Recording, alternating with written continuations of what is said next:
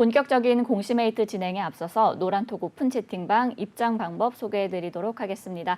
노란톡 오픈 채팅방에 변형인의 기업 공시 연구소라고 검색하신 후에 입장하시면 되는데요.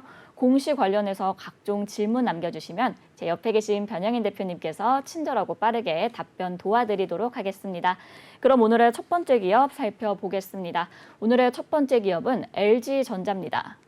LG전자는 2002년 4월 1일을 기준으로 LG전자의 전자 및 정보통신 사업 부문을 인적 분할해서 설립됐고 2002년 4월 유가증권시장에 분할 상장했습니다.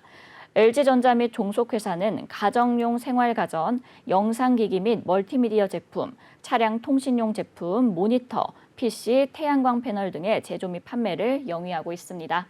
주요 생산 및 판매 제품 유형에 따라서 생활 가전 부문, TV 부문, 전장 사업 부문, 비즈니스 솔루션 부문, 이노텍 사업 부문, 기타 사업 부문으로 구분되고 있습니다. 특히 OLED TV는 초슬림, 월페이퍼, 롤러블 TV 등 지속적인 혁신 제품의 출시로 프리미엄 시장을 선도하고 디스플레이 오디오와 내비게이션 영역에서는 동사의 디스플레이 및 소프트웨어 역량을 활용해서 제품을 차별화하고 있습니다. 매출 포지션은 생활 가전 부문 38.3%, TV 사업 부문 22.8%, 전장 사업 부문 10.3%, 비즈니스 솔루션 부문 9.8%, 이노텍 사업 부문 17.2%, 기타 1.6%로 구분되고 있습니다. 최근 실적도 한번 확인해 볼게요. 2021년도 연결기준 매출액은 74조 7,216억 원, 영업이익은 3조 8,637억 원, 당기순이익은 1조 4,149억 원을 기록했습니다. 매출액은 전년 동기 대비 28.7% 증가했고 영업이익은 1.1% 감소했으며 당기순이익은 31.4% 감소했습니다. 회사는 가전 및 TV 사업 부문의 매출이 증가했고 휴대폰 부문의 사업 중단에 따른 손실 반영으로 당기순이익이 감소했다고 밝혔습니다. 네, 이렇게 기업 정보 알아봤고요. 대표님, 어떤 공시가 있었나요? 네, 바로 어제였습니다. 회사 연결 재무제표 기준 영업 잠정 실적 공시 실적 발표가 있었는데 내용 살펴보겠습니다. 연결 재무제표 기준의 영업 잠정 실적 공정 공시입니다. 회사는 2022년 2분기 회사 매출액 19조 4,720억을 기록했습니다. 지난 1분기 대비해서는 7.1%가 감소된 수치고요. 전년 동기 대비해서는 15%가 증가된 수치입니다. 전체 누계 매출액은 40조 4,410억을 좀 기록했는데 전년 동기 대비 17% 증가된 수치입니다. 영업이익은 7,917억을 기록하면서 전 분기죠. 2022년 1분기 대비해서는 59.3%로 이 영업손익이 급감했습니다. 전년 동기 대비해서는 12%가 좀 감소했고요. 전체 누계의 영업이익은 2조 7,346억을 좀 기록을 했는데 전년 동기 대비해서는 0.7%가 증가된 수치입니다. 제가 이 단위를 억 원을 좀 헷갈려가지고 이걸 1947억이라고 좀 잘못 읽을 뻔했는데 네. 전체적으로 보면 지금 회사는 전분기죠. 1분기 대비해서 2분기에 매출은 7.1%가 좀 감소되고 영업이익은 59.3% 정도가 좀 감소했어요. 물론 1년치 지난해 2분기 대비해서는 전체 매출액은 15%가 증가했고 영업이익은 12%가 감소된 추세입니다. 그렇지만 이 반기 누계 1월부터 6월까지 전체 합산 누계는 0.7%가 좀 상승했기 때문에 관점에 따라서는 2021년도 1분기, 2분기 대비해서는 매출 신장이 있다. 다만 영업이익의 관점에서는 2분기에 하락폭이 좀 크다는 거죠. 감소폭이 크고 전 분기 대비해서는 영업이익이 거의 반토막 이상이 난 그런 상태이기 때문에 사실상 이게 두 가지 평가가 있었습니다. 언론을 통해서 밝혀진 바가 LG전자 비교적 예상했던 것보다는 실적 선방을 해줬다라고 봤는데 저는 오늘 오전 방송에서도 말씀드린 것처럼 이건 어닝 쇼크죠. 어닝 쇼크가 맞습니다. 전년 동기 대비해서도 감소가 됐지만 1분기 대비해서 기조를 유지하지 못하고 59.3%의 영업손익의 감소 요인을 가져온 이 배경. 자, 이 부분은 사실상 어닝 쇼크에 가깝기 때문에 오늘 시초장에서는 LG전자가 비교적 좀 견고하게 보합권을 형성을 했지만 지금 현재는 상승폭이 하락폭이 좀 더 확대되고 있는 형태를 보여주고 있는 공시입니다. 네, 이렇게 LG전자가 2분기 잠정 실적을 발표했습니다. 매출은 늘었고 영업이익은 감소했는데 이 부분별 실적이 발표되지는 않았지만 LG전자는 잠정 실적 설명 자료를 배포하면서 사업 부분별 실적 영향에 좀 미친 상황들을 설명을 했는데 대표님 이 부분에 대해서 좀 세부적으로 짚어볼까요? 네, 지금 LG전자 홈페이지에서 2022년 2분기 잠정 실적의 설명 자료가 지금 IR 자료실에 이미 게시가 돼 있어요. 네네. 자, 이 부분을 사실 제가 이제 입수를 해서 지금 가져왔는데 잠깐 좀 읽어드리도록 하겠습니다. 지금 전체적인 실적에 대해서 회사가 추가적인 잠정 실적 보고에 대해서 부연 설명 자료다 이렇게 좀 이해를 하시면 되는데 회사는 확정 실적 발표일까지 시장과 투자자들의 궁금한 점을 해소하고 사업별 실적에 대한 이해를 돕고자 작성했다라고 좀 밝혔습니다. 2분기 잠정 실적의 경우에는 지금 물가 인상의 심화와 금리 인상 추세 그리고 이에 따른 소비 심리 위축의 영향으로 사실상 이 가전의 수요가 전반적으로 좀 둔화된 흐름을 좀 보여주고 있다. 북미를 중심으로 프리미엄 제품 매출의 견고한 성장을 좀 이끌고 있지만 전년 동기 대비해서 두 자릿수 이상 성장했고 시장의 지위도 크게 좀 개선되고 있다는 점도 평가를 해주었습니다. 다만 원재료의 구매 가격 상승, 해상 운임 이 상승 그리고 물류비 상승 부담이 좀 지속되고 있기 때문에 이에 따른 원가 부담률이 좀 심화됐다. 그래서 영업손익의 감소 요인을 가져왔다라고 좀 밝혔습니다. TV 사업 부분에 대해서는 포스트 코로나 대비해서 일상 회복의 본격화로 이 TV 시청의 시간이 좀 축소됐다. 이에 따라서 오히려 수요가 감소됐다라고 좀 밝혔어요. 그리고 수익성의 감소가 LCD 패널의 가격 하락으로 인해서 이에 따른 이 원가 개선 요구에도 불구하고 사실상 이 마케팅 비용 증가와 원가 이 증가 부담으로 손익에 어떤 상당한 영향이 있었다라고 좀 밝혔습니다. 물론 11월 기점에서는 사실상 이 카타르 월드컵을 앞두고 있기 때문에 하반기에 가전의 수요는 제가 이제 과거에 이런 말 한번 했었죠. 디스플레이 산업 주기를 보면 사실 월드컵과 올림픽 특수라는 관점에서는 이게 디스플레이나 가전의 수요가 증가했다가 감소했다 이 요인이 있는데 네네. 제가 이 방송을 하고 나니까 예전에 어떤 모 시청자님께서 댓글에 이런 말을 했어요. 이게 언제적 얘기를 하고 있냐. 자, 정확하게 아직도 지표상이 맞습니다. 이 사실상 이 월드컵이라는 게 이 지금 이게 코로나19로 인해서 만약에 이 거리두기 제한 효과가 이어졌다면 판매 어떤 감소 요인은 없겠지만 지금 같은 이제 사실상 사회적 거리두기 조치가 모두 폐지된 그렇죠. 지금 현재 상황에서 처음 열리는 사실상 이 이벤트성 이 스포츠죠. 지금 월드컵 경기가 11월에 있다면 오히려 저는 이에 따른 수요가 하반기부터는 좀 본격화되지 않을까 저는 그렇게 전망을 하고 있고요. 두 번째, VS 사업이라고 해서 전장 사업입니다. 회사가 최근에 벤츠의 인포테인먼트 시스템을 지금 납품하면서 굉장히 제가 이제 그 시그널들을 좀 봤을 때 정말 이렇게까지 잘 만든 기술, 거의 뭐 이제 모터에 다른 이제 차량의 구동 장치들만 영위하면 LG가 차도 만들 수 있겠구나.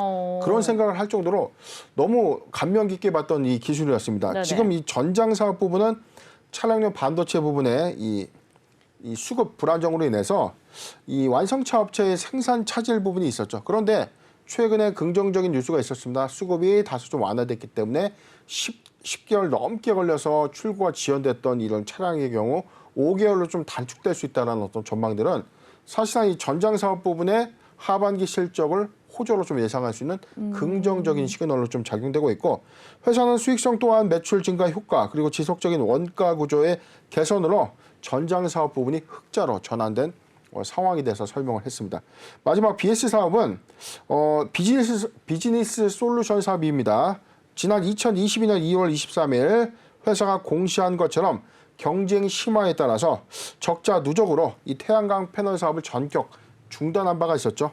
자, 이에 따라 세부적인 확정 실적이 발표될 경우에 손익에 영향이 있다라고 좀 밝히는 내용으로 설명 자료가 게시가 되었습니다. 네, 이렇게 사업 부문별로 실적에 영향을 미친 요인들까지 정리를 해주셨는데 대표님, 그 방금 말씀하셨던 이 전장 사업 부문 실적이 9년 만에 처음으로 흑자를 달성했다고 하더라고요. 그럼 이 성장 기조를 좀 잘 이어갈 수 있을까요? 그렇죠. 지금 LG전자의 경우에 차세대 사업이 사실상 이 전장 사업이에요. 어. 지금 과거에는 자동차 하면 그냥 이 주행에 걸맞는 편의 시설이 대부분인데 네네. 앞으로 전기차의 이 장점에서 그리고 자율주행이라는 이 기술이 탑재가 되면 드라이빙이라는 관점이 아니죠. 차에서 사실상 이 편의 시설을 누리고 이에 따른 부가적인 이 시설을 통해서 과거처럼 운전만 하는 것이 아니라 이 차가 이 이동의 수단인 것이죠. 차에서 쉴 수도 있고 차를 통해서 정보나 뭐 정보 처리나 어떤 뭐 업무도 추진할 수 있는 그런 상태로서 어떤 기술이 고도화될 수 있기 때문에 차량 인포테인먼트 시설이 과거에 비해서 되게 뭐 확대가 되고 있죠. 예전 차량을 보면 뭐 계기판에 이외에 뭐 연비 나타내주고 날짜에 뭐 기타 기능이 없는데 요즘 나오는 인포테인먼트 시설은 뭐 상당히 기술이 좀 구체화되어 있습니다. 그렇죠. 전후방 감지 기능이 이 액정 안에서 다 보이고요. 여기에 따라서 이 안에서 뭐 음악이나 그다음에 뭐 유튜브 전체적인 어떤 영상 모든 것들을 다 고루고루 이제 이용할 수 있는 어떤 시스템의 어떤 개편 이 부분이 사실상 LG전자의 차세대 성장 동력으로 좀 작용될 것이기 때문에 고부가가치 영역으로 봤을 때는 오히려 이 사업의 확장성이 좀 크고 지속적인 이 연구개발비 그리고 이 설비 투자로 인해서 적자 기조를 좀 유지했지만 지금 흑자 전환 이후에 사실상 하반기에 오히려 이 전장 사업 이 수요 회복에 따른 기대감이 반영될 수 있다는 점 참고했으면 좋겠습니다. 네, LG전자 이 전장 사업 부분에 긍정적인 전망이 기대되고 있는 상황인 것 같습니다. 그리고 지난달에 이 태양광 패널 사업의 생산과 판매를 모두 종료시키면서 과감하게 정리하는 모습을 보였거든요. 대표님, 그럼 또 다른 미래 먹거리를 발굴해야 되지 않을까 싶은데 혹시 이 부분은 어떻게 보시나요? 저는 사실상 이 부분은 LG전자가 좀 잘한 것이 아닌가. LG전자가 지금 빠르게 사업을 판단해서 지금 버릴 사업을 과감하게 좀 정리하는 휴대폰 모바일 사업 부분을 과감하게 좀 철수를 했었죠. 그렇죠. 이에 따라서 앞으로 모바일 사업 부분에 관련된 역량을 어떻게 좀 집중할 것인가. 이게 바로 전장 사업 부분이라는 강화, 사업의 어떤 선의 관점에서 주력할 수 있는 사업 부분을 바꿨다는 관점이죠. 지금 LG전자가 한 20년 동안 좀 영위했던 사업이었습니다. 2010년도에 태양광 패널 사업을 시작해서 N타입의 양면형, 고효율, 프리미엄 패널 등을 좀 양산했었다가 사실상 수차례 좀 매각을 좀 타진했었는데 워낙 이 폴리실리콘 가격이 뭐 바닥으로 좀 떨어졌던 이 태양광의 어떤 이 업종 침체로 인해서 손실이 좀 막대하게 좀 발생됐었고 이에 따라서 사실상 이 경쟁도 심화되고 나서 이 매각의 적기를 좀 놓친 겁니다. 네. 그래서 지금 이제 매각이 아니라 사업을 중단하게 될 수밖에 없는 배경이다라고 회사가 좀 설명했었는데 2020년도 태양광 사업의 매각 실패 이후에 결국 영업 중단을 좀 내렸지만 이 사업을 과감하게 정리하고 주력적인 부분에서는 지금 LG전자가 좀 영위할 수 있는 사업 부분, 전장 사업 부분이라든가 로봇 사업 부분을 좀 더 역량을 강화시키지 않을까 저는 전망해 보는데 일단은 2022년 CES 박람회에서도 LG전자가 로봇 사업에 대한 열의를 뭐 워낙 강하게 좀 어필을 했기 때문에 관련해서는 좀 로봇 쪽의 사업 부분을 좀 더 확장할 수 있는 어떤 요인이 아닐까 전망을 해봅니다. 네, 이렇게 전장 사업과 또 로봇 사업 부분의 투자 확대에 대해서 함께 예상을 해주셨습니다. 대표님, 그럼 끝으로 대응과 투자 전략은 어떻게 가져가는 게 좋을까요? 네, 지금 3.96% 하락한 92,100원. 주가는 일봉상의 신저가 6월 23일 85,600원대까지 좀 내려와 있었어요. 전체적으로 쭉 확대를 해서 보면 19만 3천 원대까지 급등했던 LG전자의 어떤 성적표를 가늠해 볼 때 사실상 상승한 만큼 모두 반납한 현구까지 좀 내려왔죠. 물론 코로나19 최초에 창궐했던 2020년도 3월 대비해서는 이 주가의 어떤 흐름보다 오히려 하반 경직성이 크다라고 좀 보기에는 어렵습니다. 왜냐하면 이 기간 동안의 어떤 매물벽들 안에서 충분히 저점 물량들은 소화가 되었을 것이다라고 좀 판단을 해보고 일봉 저점 기준에서는 지금 매수 메리트가 좀 충분한 구간까지 좀 내려온 것이 아닌가 저는 보고 있는데 바로 이 구간이었습니다. 좀 확대를 해서 볼게요. LG전자의 경우에 2분기 사실상 어닝 쇼크와 다름없는 실적 발표를 했지만 이 기조 효과가 저는 이번 분기에 한해서 지금 실적의 어떤 감소, 손익의 감소 요인이 있었지만 하반기에 전장 사업 수요 회복에 따라서 오히려 손익의 어떤 이 낙폭 좀 더 회복해 나가지 않을까. 3분기보다 4분기에 실적 회복이 좀 더 빠르게 이루어지지 않을까 전망을 좀 해보고요. 저는 오히려 이런 관점이라면 매수하기 좋은 구간까지 좀 도래가 되는 것이 아닌가 좀 판단을 해봅니다. 추세적인 구간에서는 자, 이 구간입니다. 91,000원. 91,000원이 이탈되지 않는다면 보유 의견을 좀 제시해드리고 매수하기 좋은 구간 86,000원에서 91,000원, 86,000원에서 91,000원 포트 비중 5%의 분할 매수 의견을 좀 제시해드리고 만약에 85,000원이 86,000원이 이탈된다면 8만원에서 85,000원, 8만원에서 85,000원 구간 추가 포트 비중 5%의 분할 매수 의견을 제시해드리겠습니다. 네, LG전자 보유자 관점에서는 91,000원이 이탈되지 않는다면 보유하시면 좋을 것 같고요. 매수하기 좋은 구간은 86,000원에서 91,000원까지 포트 비중 5%의 분할 매수 의견 주셨습니다. 8만 원에서 85,000원까지도 도래한다면 포트 비중 5%의 추가 매수 의견도 함께 주셨습니다. 그럼 오늘의 두 번째 기업 살펴보겠습니다. 오늘의 두 번째 기업은 유틸렉스입니다. 유틸렉스는 2015년 설립돼서 2018년 기술 성장성 기업 특례 요건으로 코스닥 시장에 상장했습니다. 주요 사업은 면역항암 세포치료제와 면역항암 항체치료제 연구 개발 및 임상 시험을 진행 중이며 신기술 신약 개발 제품의 제조 및 판매를 진행하고 있습니다. 면역항암 세포치료제는 제품별로 임상 실험을 진행 중인데요. 면역항암 항체치료제는 제품별로 비임상 및 기초 연구 개발을 진행하고 있습니다. 유틸렉스 T세포치료제 및 항체치료제 임상과 카티 세포치료제 등 파이프라인을 보유하고 있으며 글로벌 임상과 비임상을 진행하고 있습니다. 최근 실적도 한번 확인해 볼게요. 2021년도 연결 기준 매출액은 7,300만 원, 영업 손실은 335억 원을 기록했고요. 당기 순손실은 295억 원을 기록했습니다. 매출액은 전년 대비 96% 감소했고 영업이익은 34% 감소했으며 당기순이익은 2.8% 감소했습니다. 회사는 2017년 9월에 체결한 EU101의 기술 수출 계약과 관련해서 마일스톤이 발생하지 않아서 매출액이 감소했고 임상시험 준비와 관련해 시료 생산 및 외주 비용의 증가로 영업 손실 및 당기 순손실이 증가했다고 밝혔습니다. 네, 이렇게 기업 정보 알아봤고요. 대표님 어떤 공시 확인해 볼까요? 네, 유틸렉스는 이 주주 배정 유상증자를 결정했고 무상증자를 결정한 바 있었습니다.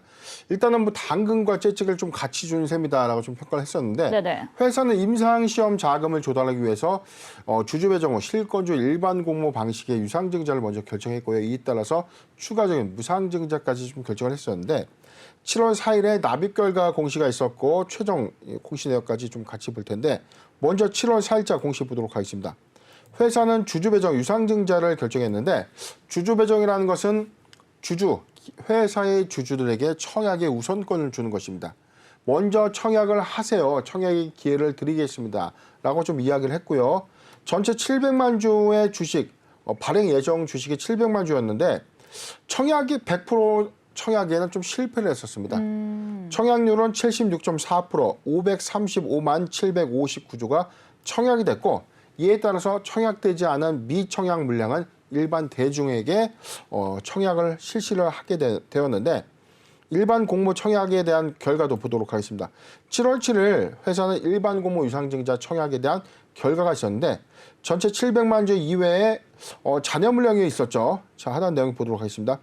초과 청약 주식수를 제외한 76.4%에서 164만 9,241주를 모집했어요.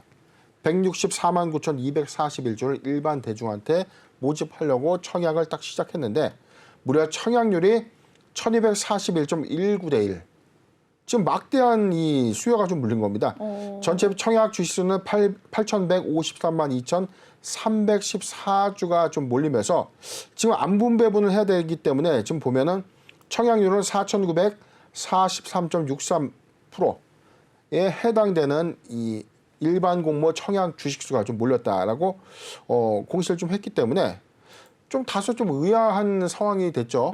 주주 매정에서는 사실상 미달이 됐는데 일반 공모에 막대한 청약이 좀 몰렸다. 이 배경에는 사실상 지금 이 전환가액의 어떤 이 발행가액의 어떤 이점을 판단해 본 것이 아닌가.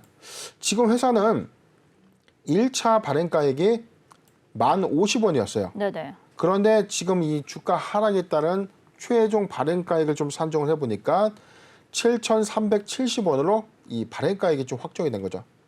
전체적으로 보면 지금 1,050원인데 오늘 주가 종가 기준에서는 지금 1,050원인데 7,300원대라고 하면 지금 한 30%대의 이 차익 이점이 좀 있는 거죠. 한 그렇죠. 30%가 좀 더 되죠.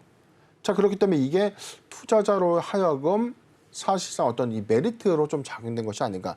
더군다나 무상의 신주까지 교부해주는 이 상태에서 수요가 몰렸던 것이 아닌가 판단이 되는 공시입니다. 네, 이렇게 발행가액의 조정으로 청양이 흥행을 했던 것 같습니다.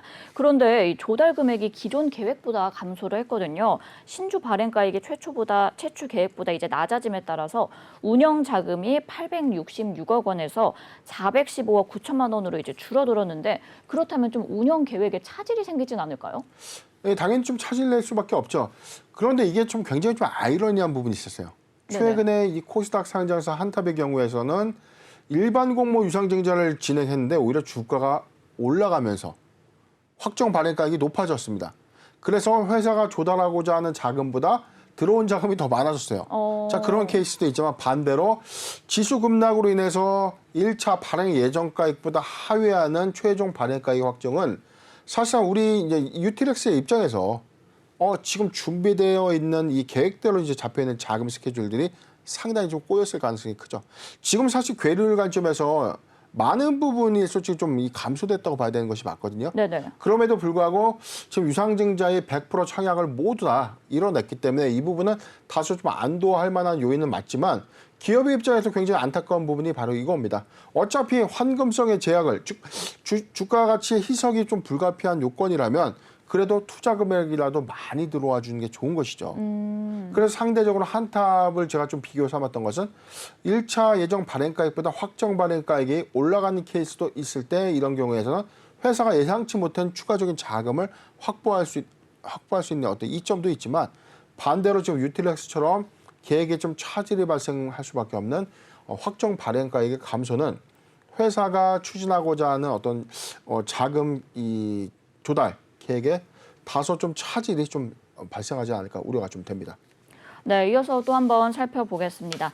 미 FDA의 EU204에 희귀의약품 지정 신청서를 제출을 했는데요. 대표님, 이 부분에 대해서 승인 가능성은 혹시 어떻게 보실까요? 일단 그 희귀의약품의 지정 신청서 지금 최근에 뭐 미국에도 좀 제출했었죠.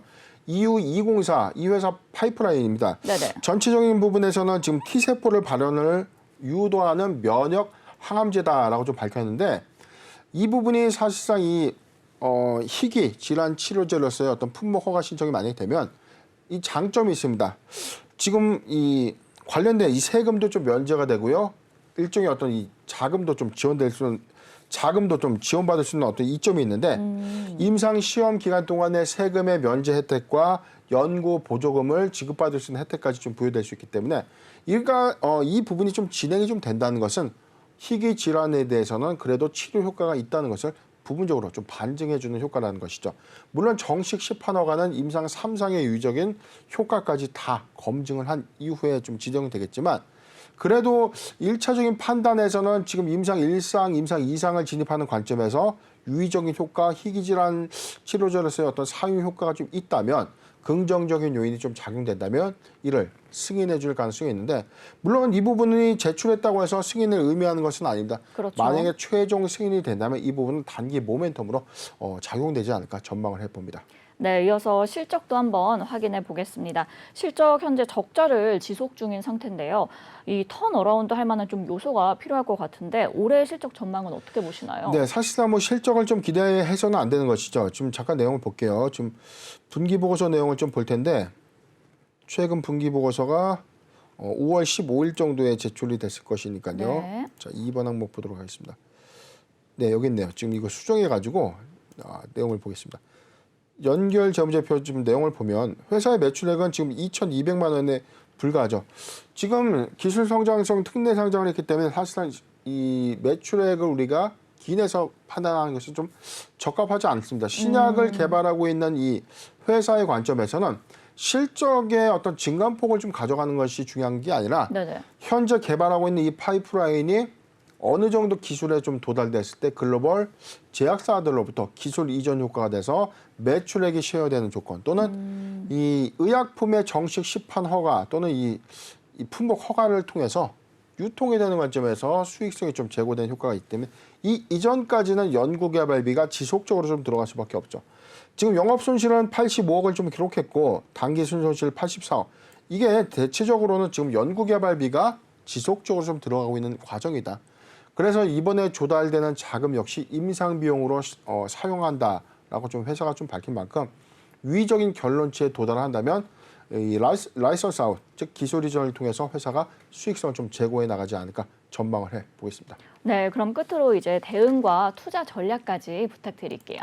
네, 일단 자금 조달에 대한 성공은 뭐 이뤄진 셈이 맞습니다. 그런데 주가 하락으로 인해서 회사가 원하는 이 조달 자금을 획득하지는 못했고 오히려 이 투자자 관점에서는 매수 메리트가 좀 상당히 좀 있다라고 좀 볼 수 있는 구간이지만 오늘 종가 기준 1,050원입니다.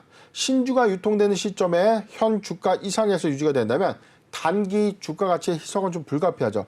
유틸렉스의 현재 발행 주식 총수가 1,647만 3천 주인데 700만 주의 신주가 유통된다는 것은 환금성의 제약을 초래할 수 있다. 자, 이 점은 주가 가치가 희석될 수 있는 요인이라는 점 참고했으면 좋겠습니다.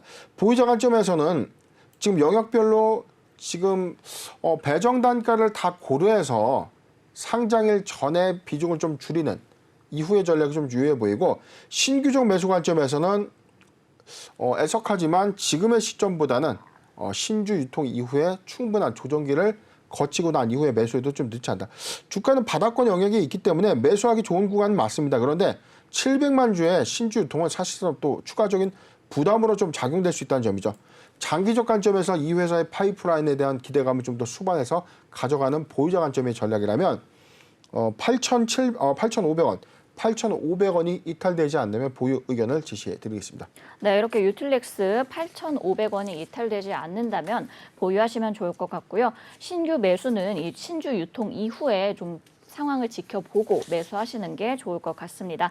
그럼 오늘의 마지막 기업 살펴보겠습니다. 오늘의 마지막 기업은 신진 SM입니다. 신진 SM은 2001년 설립돼서 2011년 코스닥 시장에 상장했습니다. 주요 사업은 자체 보유 기술로 제작된 정밀 가공 설비를 이용한 표준 플레이트의 제조 및 판매인데요. 표준 플레이트는 기계 산업의 가장 기초적인 부품 소재로 국내외 총 40여 건의 가공 설비와 관련한 핵심 특허를 보유하고 있습니다. 최근 실적도 한번 확인해 볼게요. 2021년도 연결 기준 매출액은 610억 원, 영업이익 41억 원, 당기순이익은 48억 원을 기록했습니다. 매출액은 전년 동기 대비 26.1% 증가했고 영업이익과 당기순이익을 기록하면서 흑자 전환했습니다. 회사는 전방산업 업황의 회복으로 매출액 및 영업이익이 증가했고 정남 공장 매각 차익의 반영에 따른 당기순이익이 증가했다고 밝혔습니다. 네, 대표님 이렇게 기업 정보 알아봤고요. 어떤 공시가 있었나요? 네, 바로 어제였습니다. 회사 조회 공시 요구, 현저한 시황 변동 요구가 있었는데 주가가 급등했는데 왜 급등했습니까? 공시상의 이유가 있습니까? 라고 좀 물어보는 것이죠. 조회 공시 요구입니다. 신진 SM 현저한 시황 변동에 대해서 조회 공시 요구입니다. 현저한 시황 변동에 관련된 공시 규정상의 공시 대상이 있습니까? 이 여부가 있다면 7월 8일 오후까지 답변을 좀 해주세요라고 한국거래소가 공식적으로 좀 물어본 것이고요. 아직 이에 대해서 회사는 좀 답변한 바가 없습니다. 아마 지금 장이 끝났으니까 오늘 6시 전까지는 아마 발표가 좀 될 것으로 보여지고 다음 공시를 좀 보도록 할게요. 그런데 동일자에 좀 특이한 공시가 하나 있었습니다. 주식 등의 대량 보유 상황 보고서. 이 특정인의 주주가 5% 이상의 주식을 취득하게 되면 소위 말하는 지분 공시라고 해서 이 금융감독원의 이 회사의 보유 주식에 대해서는 성실하게 신고를 해야 되는 의무를 갖고 있습니다. 사유 발생일로부터 5영업일 이내에 지분 공시를 해야 되는데 만약에 하지 않는다면 개인에 대해서 과징금이나 검찰 고발, 자본시장법 위반 등에 따른 어떤 검찰 고발 조치가 좀 있을 수 있기 때문에 항상 내가 투자자인데 이 회사에 해당 주식 5% 이상을 좀 보유하게 된다면 보유 목적과 보유 상황에 관련돼서는 이렇게 지분 공시를 해야 되는 것입니다. 내용을 보겠습니다. 보고자는 김대용 씨입니다. 신진 SM의 신규 주식 12.09포인트인 108만 5,248주의 신규 주식을 취득했다라는 공시입니다. 발행회사 개요는요 신진 SM입니다. 대량 보유자 관련된 사항들은 뭐 개인 인적 사항이니까 좀 패스를 하도록 하고요. 보유 목적입니다. 보유 목적은 두 가지 측면이 있어요. 단순 투자 목적을 위한 단순 투자 방식이 있고 경영권 확보 및 행사를 위한 목적이다라고 좀 밝혔는데 무상증자 및 주식거래 활성화를 위한 기타 주주 가치 제고를 위한다. 근데 조금 이해가 안 가네요. 보유 목적 등을 좀 명기할 때 경영권 행사를 위해서 경영권 행사를 위한 목적이라면 이 관련된 어떤 세부 확인서 등을 좀 이게 첨부를 해야 되는 걸로 알고 있는데 네네. 아마 이게 개인이 좀 신고를 하다 보니까 누락이 좀 된 것으로 좀 보여지네요. 이어서 좀 내용을 보겠습니다. 회사는 김대용 씨 외에 특수관계인 나윤경 씨 외에 지분 96만 주와 12만 4천 주를 합산 신고를 했습니다. 회사 발행 주식의 12.09포인트에 해당되는 수치입니다. 자기 계정의 보유 내역들 빼고요. 자, 여기 기타 사항들에 대해서는 신탁담보대차 1임, 장외매매, 공동 보유 등의 주요 계약 체결에는 해당 사항이 없습니다. 세부 변동 내역 청구할표를 볼게요. 6월 17일 그리고 7월 5일, 6월 17일, 7월 5일 이 두 개 해당 일에 거쳐서 지금 김대용 씨와 나윤경 씨가 장내에서 좀 지분을 취득해서 전체 주식이 자 아까 하단에 있었죠. 전체 주식 108만 5,248주를 취득했다라고 좀 밝히는 것이고 중요한 포인트는 바로 여기 있습니다. 지금 보유 목적인데 회사의 경영권을 행사하기 위함입니다. 경영권의 행사를 위해서는 원래 경영권에 영향을 주기 위한 것이다라는 어떤 이 세부 항목에서는 뭐 기업에 관련된 모든 제약 사항들을 기재를 하는데 지금 이 부분을 왜 이렇게 좀 기재를 했는지는 모르겠어요. 아마 공시를 이제 혼자 다루기가 좀 굉장히 어려운 부분이 아니었나 보는데 중요한 포인트는 무상증자 및 주식거래 활성화를 위해서 주주가치 제고를 위해서 경영권 확보를 하겠다라고 밝히는 공시입니다. 네, 대표님 그럼 이 실제 경영권 분쟁이 일어날 가능성에 대해서는 또 어떻게 보시는지 그리고 회사가 무상증자에 또 나설 가능성은 어떻게 보시나요? 일단 지금 이 장내 지분 취득을 통해서 경영권 분쟁이라는 표현을 좀 쓰고는 있지만 네네. 경영권 분쟁이 성립되기 위해서는 소수 주주가 회사를 상대로 임시 주총의 소집을 요구하거나 현재 임원진들의 해임, 새로운 어떤 경영진의 선임한 건들을 좀 제시하면서 주주권 행사들을 좀 본격화할 때 그 경영권 분쟁이라고 좀 볼 수 있는데 지금은 단순하게 지분 취득 신고만 한 거예요. 그래서 지분 취득의 명분은 주주가치 제고를 위해서 무상증자를 회사에 요구하기 위함이다. 이에 따른 경영 참여를 하겠다라고 밝혔는데 전체 지분율이 사실상 지금 12.09포인트. 이게 많은 양이냐 이 관점인데 그렇다면 현재 경영진 관점에서 지분율이 좀 어떻게 되는가? 회사 최근 이 지분율 좀 보도록 하겠습니다. 회사는 김은식 외 특수관계인의 전체 소유 주식은 48.97포인트, 439만 3,573주를 좀 보유하고 있죠. 지금 사실상 한 3% 정도만 더, 한 2% 정도만 더 모으면 거의 뭐 과점 주주이기 때문에 사실상 뭐 해임도 불가피하고 선임한 건도 좀 불가피하지 않나. 자, 그렇기 때문에 이 부분이 사실상 경영권 분쟁을 야기했다라고 좀 보기에는 좀 다소 애매한 상황은 맞지만 그래도 소수 주주가 회사의 주주권 제고를 요구하는 목소리를 좀 내는 관점에서 장내 지분 취득은 상당히 좀 의미 있는 어떤 선택이 아닌가.